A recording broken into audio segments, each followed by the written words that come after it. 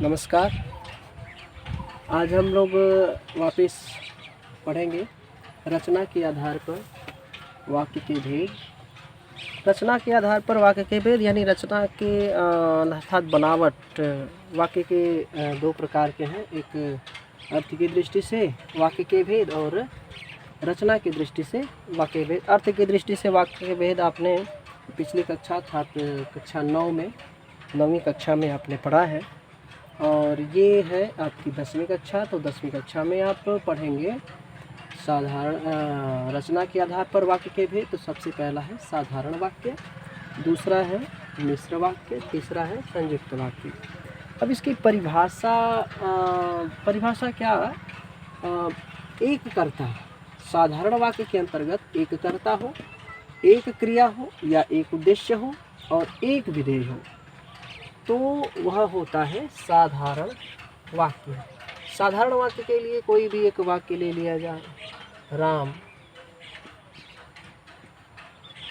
पुस्तक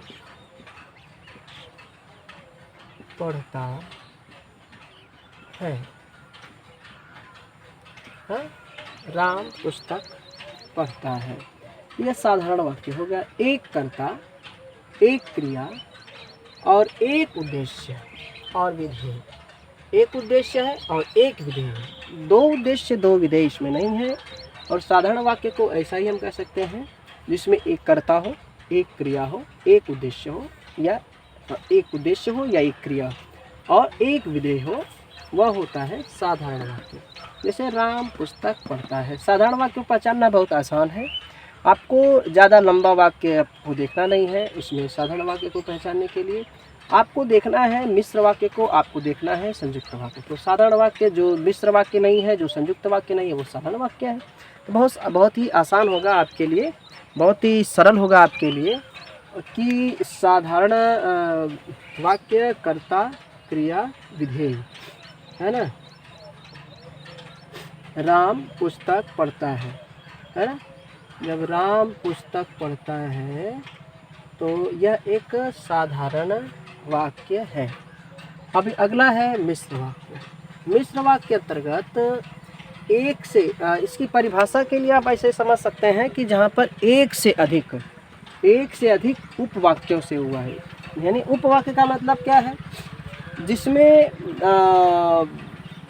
एक खंडित वाक्य हो। खंडित एक वाक्यों का जो खंड है, एक नहीं एक से अधिक हो, वहाँ पर मिश्र वाक्य, एक से अधिक उपवाक्य से वो मिश्र वाक्य होता है। और वो मिश्र वाक्य यानी वो वाक्य जिसमें एक से अधिक उपवाक्य है, उसमें एक प्रधान उपवाक्य होता है, एक गौण उपवाक्य होता है। और उन दोनों को जो जोड़ता है वो जो प्लस कारक चिन्ह, अर्थात जो से अगर हम ने जोड़ते हैं तो जिसमें हो जाएगा। जब तब, जहाँ तहाँ, यदि तो, की, जैसी वैसी, जिसकी उसकी आदि जुड़ा हो तो वह वाक्य मिश्र वाक्य के अंतर्गत आएगा। आपको याद रखना है, यदि मिश्र वाक्य को पहचानना है तो ये दो चार चीज़ें आपको याद रखनी है। जो और कारक चिन्ह, जब तब और कारक चिन्ह, जहाँ तहाँ और जहाँ तहाँ, यदि तो, की, जैसी वैसी, जिसकी उसकी अगर कहीं दिखाई दे रहा हो किसी वाक्य में तो ज़्यादा प्रेशर नहीं लगाना है दिमाग पे और बहुत ही आसानी से आप समझ सकते हैं। एक से अधिक उपवाक्यों से हुआ हो, ये हुआ है, वैसा ही वही मिश्र वाक्य होता है, वह मिश्र वाक्य है। ठीक है, वह मिश्र वाक्य है। और मिश्र वाक्य के लिए और क्या चाहिए? बस एक से अधिक उपवाक्यों से जहाँ पे रचना हुई है वह मिश्र वाक्य है। एक प्रधान उपवाक्य, एक गौण उपवाक्य होना चाहिए। और बस जैसे हम कह सकते हैं राम पुस्तक पढ़ता है, हम लिख सकते हैं राम जो पुस्तक पढ़ता है वह बहुत अच्छी है, बहुत अच्छी पुस्तक है, बहुत अच्छी पुस्तक है। अब ये आ गया, जो आ गया, दो उपवाक्य हो गए, यह हो गया आपका मिश्र वाक्य। मिश्र वाक्य के लिए बहुत ही आसान है, जो है जैसी वैसी, जैसे जैसे राम पुस्तक पढ़ता है वैसे वैसे, है वैसे ही हमें भी पढ़ना, जैसा वो करता है वैसा हमें भी करना चाहिए, जैसा वैसा। जिसकी ये पुस्तक है उसकी भी यह भी हो सकता है, यह जिसकी उसकी, यदि तुम ऐसा करते हो तो, है ना, आ जाएगा, मैं भी ऐसा करूँगा, तो ये यदि और तो आ गया। तुम जहाँ जाओगे तहाँ हम भी रहेंगे, यहाँ जहाँ तहाँ आ जाएगा। जब तुम चलोगे तब हम भी चलेंगे, यदि जब तब आ जाएगा। तो इस तरह से वाक्य, आपको मिश्र वाक्य को पहचानना बहुत सरल हो जाएगा। तो मिश्र वाक्य के अंतर्गत या मिश्र वाक्य को पहचानने के लिए मिश्र वाक्यों के उदाहरण या परिभाषा के लिए समझ लीजिए, एक से अधिक उपवाक्यों से जिसकी रचना हुई हो वह एक से अधिक उपवाक्यों से जो एक से अधिक उपवाक्यों से जिसका निर्माण हुआ है वह मिश्र वाक्य होता है। ये तो बिल्कुल आसान से समझ चुके होंगे। अब अगला है संयुक्त उपवाक्य। दो या दो से अधिक उपवाक्य संबंध बोधक अव्यय से अथवा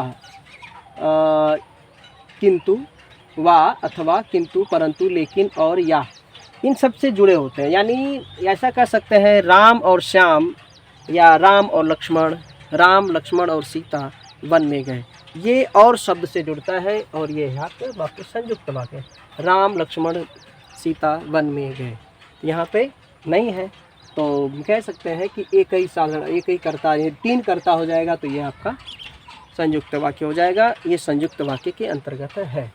दो या अधिक उपवाक्य संबंध बोधक अव्यय से जुड़े हो वो होता है संयुक्त। और संबंध बोधक अव्यय क्या है? अथवा, वा, या, परंतु, लेकिन। तुम जा रहे हो लेकिन वो काम सफल नहीं होगा, हाँ, ये आपका संयुक्त वाक्य है। तुम जाओ और मैं भी चलूँगा, तो यह भी आपका संयुक्त वाक्य होगा। तो संयुक्त वाक्य के लिए बहुत आसान, अच्छी तरह से आप समझ सकते हैं। मिश्र वाक्य को भी आपने समझ लिया, साधारण वाक्य को भी आपने समझ लिया। राम जो पुस्तक पढ़ता है वह बहुत अच्छी है, यह एक मिश्र वाक्य है। राम पुस्तक पढ़ता है, यह साधारण वाक्य है। और हम कह सकते हैं राम पढ़ता है परंतु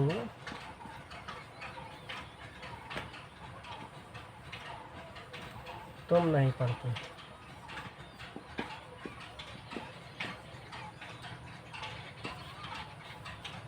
ये हो जाएगा आपका संयुक्त वाक्य। ये परंतु आ गया, लेकिन आ गया, राम पढ़ता है और तुम नहीं पढ़ते, यहाँ पे हम और रख सकते हैं यहाँ पे, तो ये भी एक संयुक्त वाक्य के अंतर्गत है। दो उपवाक्य हो गए, एक ये जुड़ने वाला हो गया, ये संयुक्त वाक्य हो गया। ठीक उसी तरह से ये साधारण वाक्य, मिश्र वाक्य, संयुक्त वाक्य, ये तीनों के लिए आप बहुत आसानी से समझ चुके होंगे। राम पुस्तक पढ़ता है, साधारण वाक्य हो गया। राम जो पुस्तक पढ़ता है वह बहुत अच्छी है, मिश्र वाक्य हो गया। राम पढ़ता है और तुम नहीं पढ़ते, ये हो जाएगा संयुक्त वाक्य। तो अब अगली बार में, या ऐसा समझ लीजिए कि जो उपवाक्य हमने अभी पीछे इसी समय अभी मैंने बताया है कि उपवाक्य एक वाक्य का जो एक भाग है, एक खंडित वाक्य होता है, उसे कहते हैं उपवाक्य। उद्देश्य और विधेय तो आप जानते ही होंगे, पिछली कक्षा में बहुत पढ़ा है। तो एक कर्ता जो होता है वह उद्देश्य होता है, उसी को हम उद्देश्य कहते हैं। और जो शेष बचता है कर्ता के बाद, क्रिया का संपादन करने वाले के बाद जो शेष बचता है वह विधेय के अंतर्गत होता है। तो उद्देश्य कर्ता है और बाकी सभी विधेय हैं। तो ये आसानी से समझ सकते हैं। वाक्य का पहला भाग उद्देश्य है, वाक्य का अंतिम भाग विधेय है। ये दो बातें हो गई। ये खंडित उपवाक्य हो गया। तो यही है आपका उपवाक्य। उपवाक्य का मतलब खंडित वाक्य, खंडित वाक्य ही उपवाक्य है। अब इसके बाद अब इसमें कई चीज़ें हैं, संज्ञा उपवाक्य, विशेषण उपवाक्य, क्रिया विशेषण उपवाक्य।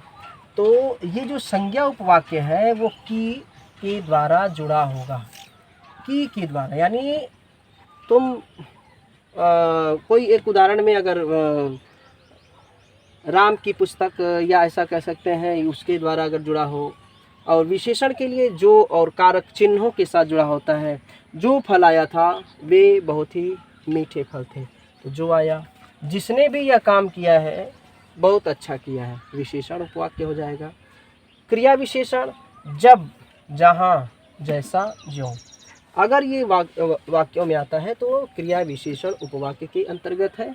और संज्ञा उपवाक्य के अंतर्गत कर्ता द्वारा या संज्ञा का भेद द्वारा, यानी जिसके द्वारा कार्य का संपादन किया जाता है वही संज्ञा उपवाक्य के अंतर्गत होता है। उपवाक्य का मतलब वो जो वाक्य में पहले आए और एक खंडित, एक वाक्य के जैसा हो और छोटा सा भाग हो वाक्य का, वही होता है संज्ञा उपवाक्य। या यह उपवाक्य है, उसके अंदर यह वह संज्ञा का काम कर रहा है तो संज्ञा उपवाक्य, विशेषण का काम कर रहा है तो विशेषण उपवाक्य, क्रिया विशेषण का काम कर रहा है तो क्रिया विशेषण उपवाक्य। तो आपने पढ़ा वाक्य रचना के आधार पर वाक्य के भेद, बहुत अच्छे से आपने समझ लिया होगा। अगर इसमें भी कुछ पढ़ने या समझने में कुछ रह गया हो तो इसको आप वापस कमेंट बॉक्स में आप मैसेज डाल सकते हैं, पूछ सकते हैं। और भी अगर कुछ इसमें चाहिए तो उसमें आप संशोधन के लिए या किसी और संबंध में बताने के लिए आप मुझे उत्साह बढ़ा सकते हैं, ताकि आगे के लिए समझने में बहुत आसान हो। तब तक के लिए नमस्कार, बाय, आगे बढ़ते हैं।